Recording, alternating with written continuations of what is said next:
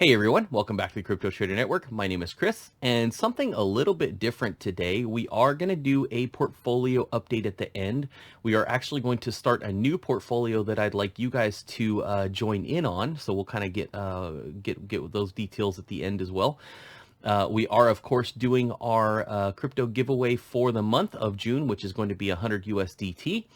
So please like and subscribe if you want to get in on that giveaway. But let's jump into this. So like I said, something a little bit different. Something I wanted to do since I started the channel. Mainly what I really started this channel for was to bring, news and of course new projects like we have been doing, but really introduce kind of newer people to the crypto world, and then for those of us in the crypto world that don't really want to go dissect all the news every day, just kind of do a quick weekly synopsis of what happened in crypto for the week. So that's what I'm going to do every Friday. I'm going to try to put out a weekly crypto kind of news update. So we'll jump in on that. As you can see, we have Ethereum down to 1083 today, pretty rough. Ethereum's kind of the big news story for the week. As you can see, our 7-day is down 40%. So that's a pretty big ouch. So down 40% in Ethereum. I am still very bullish on Ethereum. That is what we will be investing in our portfolio this week. And like I said, I'd like to get you guys to join in on that if you can. We'll discuss that again later on at the end. But yeah, so Ethereum sell-off resumes with ETH price risking another 25% decline in June. This is from Cointelegraph. Ether price is forming a bear pennant pattern whose profit target comes to be near 850. So I was interested in this article because they do show a little bit of TA, showing that the new low for ETH could be 850. Ether's price slipped by 9.2% around to around 1120 per token a day after it rebounded by 23% after dropping to almost 1,000, its worst level since January 2021. So after the Fed came out with their 0.75 basis point rate hike, we did actually have a little bit of a run. Now, I have seen this every single time that they have released rates and done any basis point increase. We've had a little bit of a rally for that day, and then it's tanked the next day. So honestly, like, I wanted to buy yesterday, and I didn't. For the reason, actually, because I knew that it was going to go down, Wednesday was the rate increase, but, Thursday we still were in a little bit of a rally, and then it just kind of downturned, 9.2%. So keep an eye on that. If you see those Fed rate hikes, if you want to do a little bit of day trading, I kind of have done that in the past. I will, it's risky, but I've bought right before Jay Powell comes out, and sold about a day after, when it starts going back down. So make a little bit of money there. Anyway, the decline means that Ether has shed 77% of its value since November of 2021. Of course, that's when I got back into Ethereum after a year hiatus of crypto. And like I said, as soon as I buy, it goes down. So again, I apologize for that. November, I bought 2 ETH. I think I bought one at 5,000, which was like all-time high, and another at 4,500. And painful. So investors' faith in cryptocurrencies has also eroded following the collapse of Terra, originally Luna, now LUNC, Luna Classic, a 40 billion algorithmic stablecoin project, and leading platform Celsius Network's decision to halt withdrawals. Atop that, Three Arrow Capital, a crypto hedge fund that oversaw nearly 10 billion in May 2022, reportedly faces insolvency risks. Fears about systemic risks have further limited the crypto market's recovery bias, hurting Ether. So yeah, again, we had a lot of issues with Celsius, halting withdrawals this week. A lot of people trying to get their capital out. We'll jump into an article about that as well. I know that a lot of people have covered that, so I'm kind of just doing this really briefly. These minor rallies could be a bull trap for investors that may mistakenly see the rebound as a sign of bottoming out. On the other hand, experienced bears utilize the pump to open new short positions at the local price top, knowing that nothing has fundamentally changed about the market. So really all it was just that Fed rate increase, and like I said, it goes up and then it comes back down the next day. Ether's bear pennant on shorter time frame charts also supports a bull trap scenario. So this puts the next bear target for ETH price at 850, down almost 25% from June 16th price. So that was that. And then also some new news as of today, crypto lender Babel Finance halts withdrawals due to liquidity pressures. So this is another one of those lender platforms. Hong Kong-based asset manager Babel Finance is the latest cryptocurrency lending firm experiencing some serious issues amid the ongoing market downturn. Babel Finance officially announced Friday a temporary suspension of redemptions and withdrawals from its products, citing unusual liquidity pressures. So that one's interesting. By halting withdrawals, Babel Finance joins the growing list of crypto lending firms experiencing major issues due to the current market conditions. Crypto staking and lending platform Celsius became one of the first firms to signal the ongoing crypto lending crisis, officially halting withdrawals on its platform on Monday. So Monday we have Celsius, Friday we have Babel, and then Nexo, they're actually looking really good. So crypto lender Nexo has offered to buy Celsius qualifying assets as the rival deals with what happens to be a severe liquidity crisis. So the crypto lender Nexo has sent an official letter of intent to Celsius, and I've seen this kind of floating around Twitter, offering to buy some or all of its collateralized loan assets to secure sufficient liquidity for its clients. So I wanted to kind of point this out because if you are in Nexo, looks like you're okay. If you are in any of these other lending platforms, it may be a good idea to pull them out. It looks like right now the safe bet is stablecoins, non-algorithmic stablecoins, I would add. But yeah, and we'll get into the article where it talks about that. But it looks like stablecoins is kind of everybody's safe bet at the moment. So Celsius, this is a really good brief synopsis. If you don't know what's going on with Celsius, I'll go through this really quick.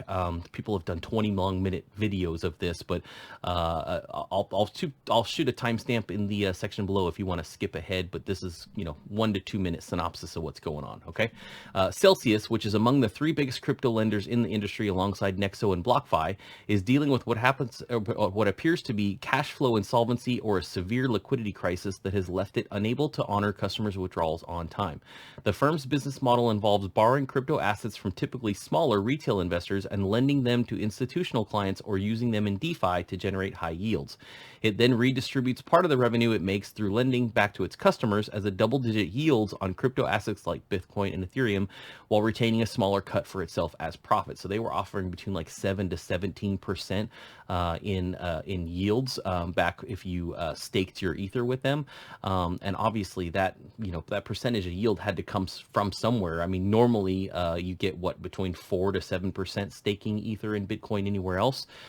So obviously they were doing something in the back end to make those yields. So, however, the continually worsening market conditions in the crypto market over the last 6 months have hindered Celsius' ability to generate high yields, which in turn has negatively affected its capacity to attract and retain depositors. With disproportionately more customers withdrawing assets than depositing them, Celsius now appears unable to honor redemptions on time. So some have even almost equated this as a bit of a Ponzi. So they bring a bunch of money in, they invest it, they make a little bit of money, and they give a little bit of the returns back. But if they don't have new people coming in, then they really can't give the money back to the current investors. So kind of interesting. According to DeFi commentator, small cap scientist, and several other on-chain sleuths, Celsius had acquired a massive portion of nearly 450,000 ST ETH receipt tokens representing ETH staked through the decentralized liquid staking protocol Lido, worth around 813 million. However, due to a lack of liquidity between ST ETH and ETH, the beleaguered lender is now allegedly unable to exit its ST ETH positions to provide ETH withdrawals for its customers. To generate yield, Celsius had allegedly staked a small part of its customers' ETH directly in the Ethereum staking smart contract and a more considerable portion through Lido's liquid staking platform, assuming it would always be able to redeem ST ETH for ETH on decentralized exchange Curve to honor withdrawals. However, over the past week, the Curve liquidity pool was drained of most of its ETH liquidity, leaving it severely imbalanced. Currently, the pool is only around 128 million of ETH left, accounting for approximately 20% of its total liquidity. Okay, and then we have another article from Crypto Briefing. Almost every crypto asset is down over 90% from peak. So basically, the 7-month-long cryptocurrency bear market has exposed a painful reality. The vast majority of cryptocurrencies eventually lose practically all of their value. uh, it's been 7 months. It doesn't seem like it, but man, we have really been in this painful downtrend for 7 months now. Yeah, since November, it's really hurt. So, with few exceptions, virtually all crypto assets have now lost more than 90% of their value against their all-time highs. Now, mainly these blue chips, so judging by the size of the pullback from their record prices, the best performing significantly capitalized coins are BNB, Bitcoin, FTX, Tron, and Ethereum, with respective drawdowns of 68, 69, 72, 75, and 77%.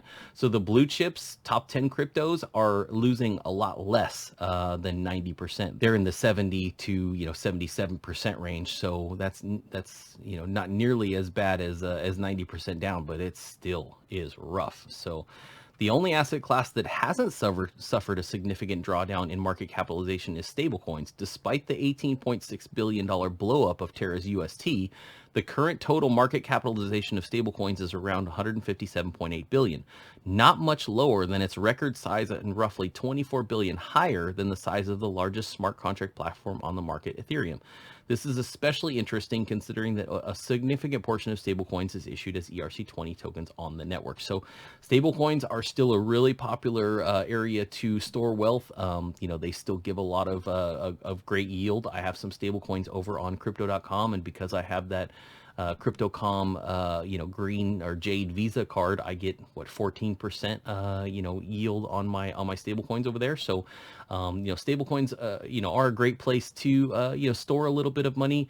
And then the nice thing is they're on the sidelines for, days like this when we are in a dip and, you want to grab them and, buy some ETH, buy some Bitcoin, and potentially, make a really good profit in the long term. So that's what we want to get into. So I'm going to go over here to Binance. And as we can see, we've got ETH that actually has gone up about $16 in the past 20 minutes since I started making this video. But here's what I want to do. I want to do a $100 a week, a crypto portfolio. I got this inspiration from StockMo. I watch him over there about stock market tips.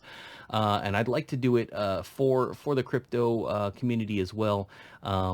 What I'd like to do, baby Luke was born. I want to put in $100 a week for baby Luke's college fund, and I'd like you guys to follow along with me. So I'm going to create a calculator. I haven't done it yet, but or spreadsheet, I should say, to kind of keep track of our investment. But let's push this one through the long haul. Let's put in 50 to $100 a week if you can. If you can't do that, no big deal. Put in $5, $10 a week. That's no problem. But commit to something every week that you can you could put into the market. If you want, let me know what you guys think in the comments below. Do you want to do alternating $50 in ETH, $50 in BTC, and see who wins at the end of the year, or you want to just put it all in Ethereum, put it all in Bitcoin?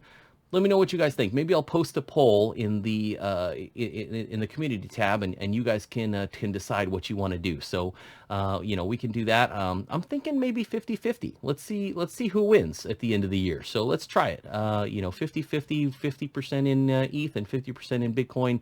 Like I said, I'll do $100 a week, so $50 each, and I'll create a spreadsheet for you guys. And we're gonna go ahead and buy $100 of ETH right now at market value. So for this week, we'll buy 100 in ETH, and like I said, you guys let me know what you think if you want to split that up. But let's go over here to Binance, and we're going to do 100% of what we've got, which is $100 in USD, and we are going to buy ETH today, and that is done. So, like I said, we'll do that every week. I will create that spreadsheet and put it in the Google Drive down below. So if you need to get to there, just click on that link down in the description. And again, like I said, we are doing the giveaway for 100 USDT. Make sure you like and subscribe, and let me know what you guys think. Do you want to see, more of these, market recaps, once a week, or are you not interested in these? You want to just see new projects? Let me know what you guys think. I'd really like to hear your thoughts in the comments below. Anyway, you guys have a great day, and I will see you on the next one.